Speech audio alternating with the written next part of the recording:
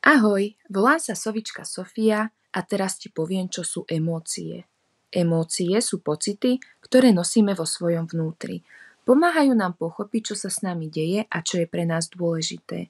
Niektoré emócie sú príjemné ako radosť alebo pokoj, iné sú zas ťažšie, napríklad smútok, hnev či strach. Ale všetky majú svoj význam a každá nám niečo dôležité hovorí. Emócia je ako malý signál z nášho tela. Pri strachu nás môže bolieť brúško, pri hneve cítime v tele teplo a pri radosti zas máme chuť usmievať sa.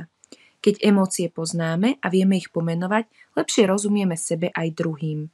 Dokážeme povedať, čo potrebujeme a vieme sa aj upokojiť, keď sú naše pocity veľmi silné. Neexistujú zlé emócie, niektoré sú príjemné a iné menej príjemné, ale všetky sú normálne.